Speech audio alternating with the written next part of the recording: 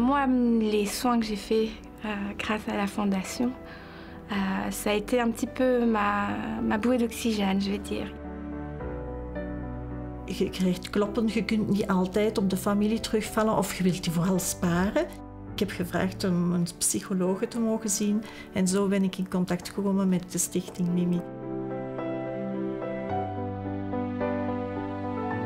Bij de Stichting Mimi proberen eigenlijk het leven van kankerpatiënten zo draaglijk mogelijk te maken, doordat we binnen een ziekenhuis, binnen de dagdienst oncologie, lokalen gezellig inrichten. En binnen die lokalen bieden we dan de gratis diensten van een schoonheidsspecialiste, een psycholoog en er wordt ook kapseladvies gegeven, geleerd hoe dat je sjaals of turbans moet knopen.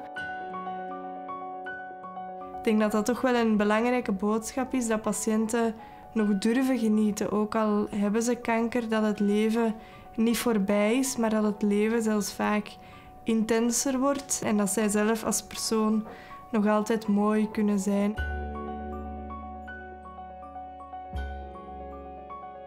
Je komt in het ziekenhuis terecht, je komt dat te weten. Je wordt medisch langs alle kanten fantastisch geholpen.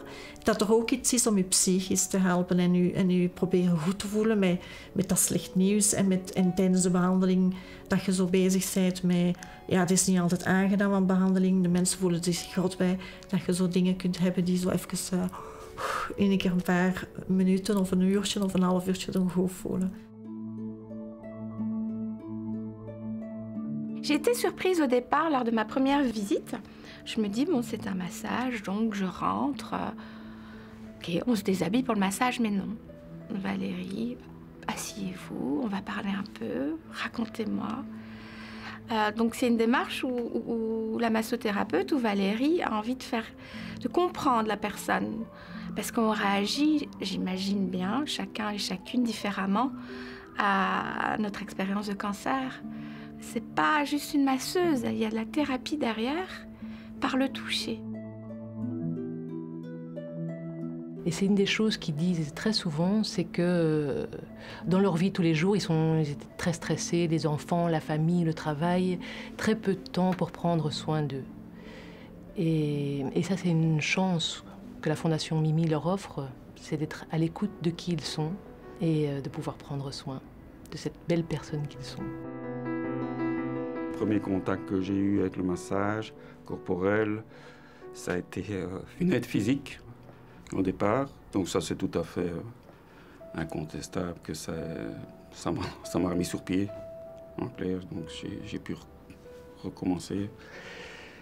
Et au fil du temps, mentalement beaucoup, parce qu'en même temps, ça me permet de pouvoir dégager le surplus que je dois accumuler quand je suis chez moi et dans la vie de tous les jours.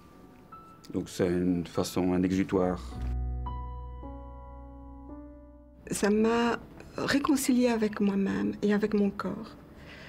Et puisque la maladie passe dans le corps, je pense que c'était important de retrouver une connexion à mon être et surtout une reconnexion corporelle.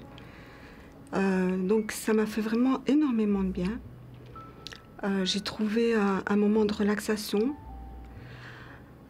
J'ai trouvé un moment de bien-être et d'apaisement, je pense aussi.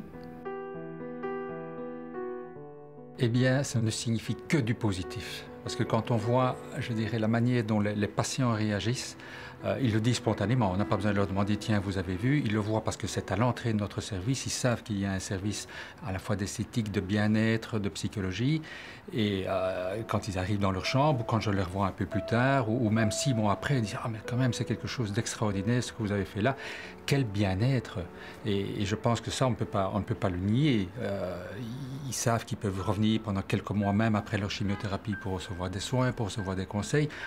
Mais simplement pour rencontrer des gens, pour avoir une certaine amitié. Et c'est des contacts qui sont positifs avec les membres de la Fondation Mimi, avec les soignants, mais aussi avec les infirmiers et avec les médecins de l'hôpital. Donc c'est, je dirais, toute une ambiance qui a changé. Et celle-là, elle est vraiment extrêmement positive. Je n'entends que du positif d'ailleurs.